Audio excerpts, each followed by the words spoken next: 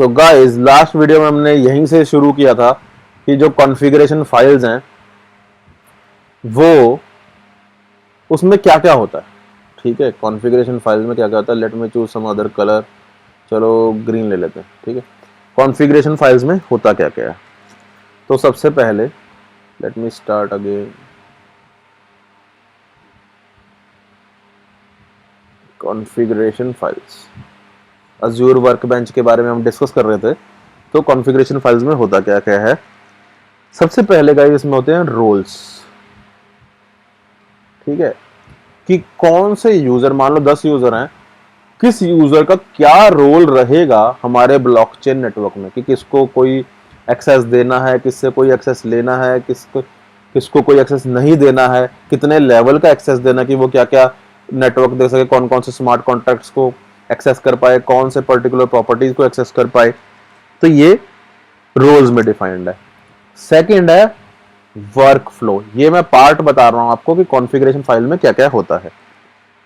ठीक है, different users के लिए डिफरेंट रोल्स। ये मदद करता है हमारी किस चीज के लिए, एक्सेस को कंट्रोल करने के लिए, कि कौन से यूजर को कितना एक्सेस है। ठीक है, एंड वर्क फ्लोज क्या करते हैं, ये बताते हैं ऑर्डर ऑफ ऑपरेशन, कि अगर कोई काम करना है तो उसके बेसिकली स्टेप्स क्या क्या परफॉर्म करने पड़ेंगे। ठीक है, मान लो आपको फिबोनाची सीरीज का एक प्रोग्राम लिखना है, तो सबसे पहले आपको 0 और 1 की कंडीशन लिखनी पड़ेगी। ठीक है, उसके बाद आप एक फॉर लूप लिखेंगे या कोई भी पर्टिकुलर लूप लिखेंगे जिसमें आप वो 0 1 को बेस कंडीशन मानेंगे और उसके बाद आगे प्रोसेस करेंगे। ठीक है, तो ये स्टेप्स हैं। ऐसे तो नहीं कि पहले सीधे फॉर लूप लगा दें और 0 1 की बेस कंडीशन का कोई उसमें आता पता ही नहीं है, तो वो चलता ही रह जाएगा। ठीक है, बेसिक कंडीशन टेस्ट भी होंगे। तो हर चीज को करने का एक ऑर्डर ऑफ ऑपरेशन है। ठीक है, वो ऑर्डर जो है उसकी किस प्रकार से जो ऑपरेशंस है एग्जीक्यूट होंगे, ये जो ऑर्डर है ये वर्क फ्लो में हम डिफाइन करते हैं। ठीक है, ये दो चीजें समझ गई। अब आप कहेंगे जी हम तो सर समझ गए, बिल्कुल ठीक है, लेकिन आपको ये भी तो पता होना चाहिए कि ये रोल्स क्या हैं, वर्क फ्लोज के अंदर क्या क्या मल्टीपल चीजें। तो इसको और एक्सपैंड करते हैं। ठीक है, इसको और एक्सपैंड करते हैं। अब बात करेंगे, चलो नया पेज ले लेते हैं, कि अब हमें रोल्स में क्या क्या होता है। ठीक है, ये खाने वाले रोल नहीं है।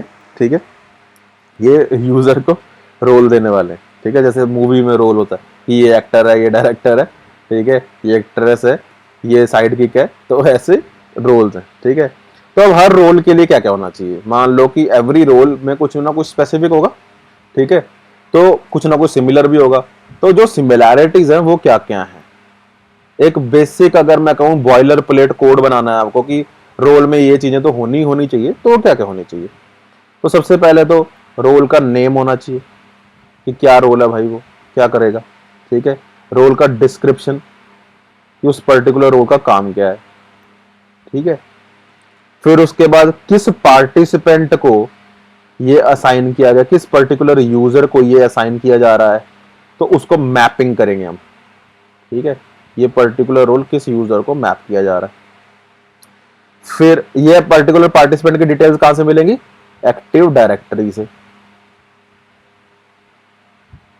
ठीक है, एंड फिर बस ये जो बेसिक चीजें हैं ना, बस ऐसे मान के चलो कि चलो एक चीज वैसे और होती है कि कोई पर्टिकुलर रोल कौन से वर्कफ्लो स्टेप्स के साथ मैप है, कि इस पर्टिकुलर रोल में ये वर्कफ्लो होना चाहिए। ठीक है, मान लिया आपने मल्टीपल वर्कफ्लोज बनाए, तो उन मल्टीपल वर्कफ्लोज में ऐसा कौन सा वर्कफ्लो है जो इस पर्टिकुलर रोल के साथ अटैच है, कि ये रोल ये काम करेगा। ठीक है, डिस्क्रिप्शन में तो सिर्फ बता दिया कि ये काम करेगा, लेकिन ये काम कैसे करेगा, कैसे कौन कौन से स्टेप्स परफॉर्म करेगा, वो भी हमें रोल के साथ एम्बेड करना पड़ता है। ठीक है, अब बारी आ जाती है वर्क फ्लोज की। ठीक है, कि वर्क फ्लो में क्या क्या होता है। वर्क फ्लो बेसिकली होता क्या है, वर्क फ्लो होता है जो गाइस कलेक्शन ऑफ स्टेट्स, कि कौन कौन सी स्टेट्स हैं हमारे सिस्टम की, कि अगर हम ये काम करेंगे तो सिस्टम इस स्टेट में चला जाएगा, ये काम करेंगे तो हम सिस्टम इस उसमें चला जाएगा, स्टेट में चला जाएगा। एंड सेकेंड इज एक्शंस क्या क्या हो सकते हैं। कलेक्शन ऑफ स्टेट्स, ये है मेरे एक्शंस और ये है मेरी स्टेट्स। एक पर्टिकुलर एक्शन करने के बाद ये स्टेट हो जाएगी। ठीक है, तो वर्कफ्लो बेसिकली दो ही चीजें बताता है कि अगर आप एक पर्टिकुलर एक्शन लेते हैं तो उसके बाद कौन सी स्टेट आएगी। ओके, अब वर्कफ्लो में भी तो कुछ कॉमनैलिटीज होंगी कि हर वर्कफ्लो में ये बॉयलर प्लेट कोड है कि ये बिल्कुल स्ट्रक्चर है, ये स्ट्रक्चर तो होना ही होना चाहिए। तो वर्कफ्लो में होते हैं फील्ड्स। ठीक है, अब ये फील्ड्स कौन कौन से होते हैं कि भाई वर्कफ्लो का नाम होना चाहिए। ठीक है, उसके बाद वर्कफ्लो का डिस्प्ले नेम क्या है। डिस्प्ले नेम जो दिखता है, जो ये नाम है, ये कोडिंग के लिए। ठीक है, फंक्शन को एक दूसरे से एम्बेड करने के लिए। उसके बाद इसका डिस्क्रिप्शन क्या है, ये पर्टिकुलर फील्ड करेगा क्या। ठीक है, पर्टिकुलर वर्कफ्लो बेसिकली क्या करेगा। उसके बाद इसमें क्या होता है, इसमें होती है प्रॉपर्टीज। अब ये प्रॉपर्टीज हैं जो ये मैप होती हैं स्पेसिफिक प्रॉपर्टीज के साथ। किस स्पेसिफिक प्रॉपर्टीज के साथ मैप होती हैं ये, स्मार्ट कॉन्ट्रैक्ट की। स्मार्ट कॉन्ट्रैक्ट की भी कुछ प्रॉपर्टीज होती है ना, उसके साथ उन प्रॉपर्टीज का ये वाली प्रॉपर्टीज वर्कफ्लो प्रॉपर्टीज मैप होती हैं, वर्कफ्लो प्रॉपर्टीज। ठीक है, तो हर प्रॉपर्टी का एक नेम होगा। ठीक है, और वो नाम कैसे रखना है, उसकी कोई स्टैंडर्ड है। यस, तो उसका स्टैंडर्ड क्या है कि जो जिस specific property of smart contract से आप उसे मैप कर रहे हैं ना, उस प्रॉपर्टी का जो नेम है और इस वर्कफ्लो प्रॉपर्टी का नेम सेम होगा, ताकि आइडेंटिफाई करना इजी हो और बाइंड करना इजी हो। ठीक है, और वर्कफ्लो में क्या क्या होता है, और वर्कफ्लो में होता है भाई फंक्शंस। ये भी स्मार्ट कॉन्ट्रैक्ट के जो फंक्शंस होते हैं उनके साथ मैप होंगे।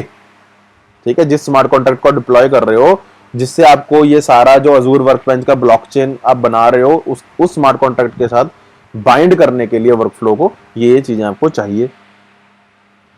अदर चीजें क्या है वर्कफ्लो में, एक चीज होती है इनिशिएटर्स।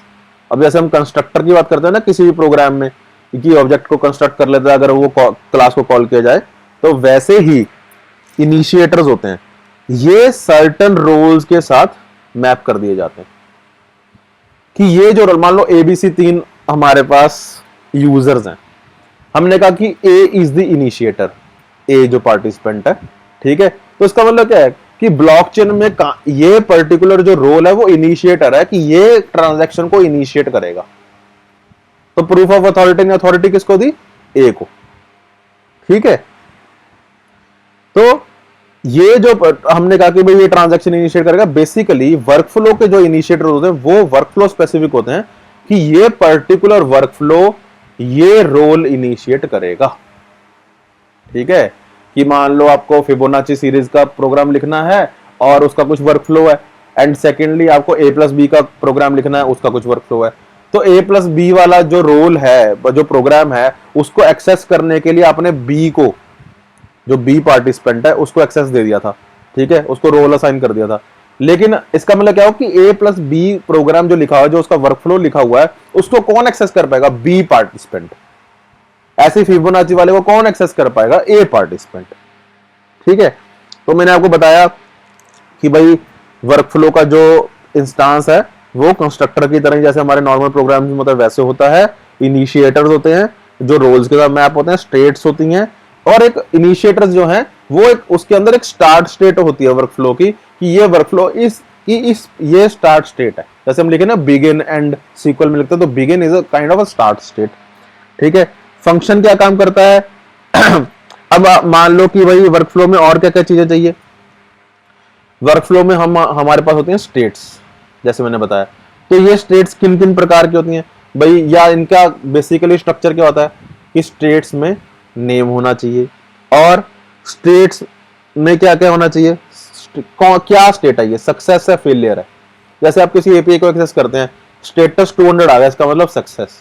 अगर कोई एक्सेप्शन रेज होगी 409 420 समथिंग लाइक, तो वो फेलियर है। ठीक है, इसमें एक बहुत अच्छी चीज होती है that is called as percent complete. ये भी स्टेट ही है।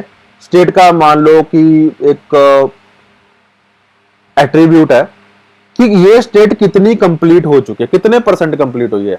ये हमें कंट्रोल किस चीज पे कंट्रोल देता है, ये हमें जो हम कहते हैं ना कि रोल बैक हो गया, कमिट एंड रोल बैक पे एक्सेस देता है एक तरीके का, कि अगर फुली कंप्लीट हो गई है स्टेट तो हम कह देंगे ठीक है भी अब हमारे सिस्टम की ये स्टेट है। अगर कहीं इन बिटवीन है तो हम कहेंगे हम प्रीवियस जो स्टेट होगी ना उसको ही मान के चलेंगे। ठीक है, तो very very important for controlling the state of the overall blockchain network. Then हमारे पास होता है कलेक्शन ऑफ ट्रांजिशंस। अब थोड़ा साफ कर लेते हैं इसे, कलेक्शन ऑफ ट्रांजिशंस। ठीक है, तो जो ट्रांजिशंस होते हैं गाइस, इसका मतलब ट्रांजिशन बेसिकली होता क्या है, अगर आपने पीपीटी बनाई हो या कभी वीडियो बनाया हो तो ए टू बी जाने के लिए बीच में हम कोई ट्रांजिशन रख देते हैं, ट्रांजिशन। ठीक है, ट्रांजिशन रख देते हैं ताकि स्मूथ ट्रांजिशन हो। ठीक है, कोई आपने इफेक्ट डाल दिया, समथिंग लाइक दैट। तो ये जो ए से बी, मान लो कि एक एक्शन करने के बाद ये स्टेट हुई तो इसके बीच में कोई ट्रांजिशन, तो ऐसे क्या क्या ट्रांजिशन की कलेक्शन है हमारे पास। ठीक है, तो फंक्शन को इन्वोक करना है तो भी एक ट्रांजिशन होगी, तो एक ट्रांजैक्शन हम रिकॉर्ड करेंगे, ट्रांजैक्शन रिकॉर्ड करेंगे तो उसमें कुछ कुछ ट्रांजिशन होंगी। कौन कौन से अलाउड रोल्स हैं एक पर्टिकुलर ट्रांजिशन को, मान लो आपके पास 1 2 3 ये 3 ट्रांजिशंस हैं, तो ऐसा कौन से रोल्स हैं जो इन ट्रांजिशंस को एक्सेस कर पाए, ये भी हम मैपिंग करते हैं। ठीक है, जैसे मैंने कहा कि किसी पर्टिकुलर वर्कफ्लो को इनिशियलाइज करने के लिए कोई इंस्टेंस क्रिएट करना पड़ता है कंस्ट्रक्टर, तो ऐसे कौन से अलाउड रोल्स हैं जो उस इंस्टेंस को क्रिएट कर पाए, इनिशियलाइज कर पाए। ठीक है, तो उसमें हमें एड्रेसेस देने पड़ते हैं, किसके, वो अकाउंट एड्रेसेस देने पड़ते हैं जो हम यहां पे मैप करना चाहते हैं। अकाउंट एड्रेस किसके होते हैं, यूजर्स के होते हैं, और ये कहां से मिलेंगे, एक्टिव डायरेक्टरी से मिलेंगे। ठीक है, तो ये सारी चीजें वर्कफ्लो बनाती हैं। आई होप आपको अजूर वर्कबेंच इन 2 वीडियो से, आज वाली और प्रीवियस वाली से समझ आया हो। ठीक है, और कोई डाउट है तो प्लीज पूछिएगा। तो thank you so much guys.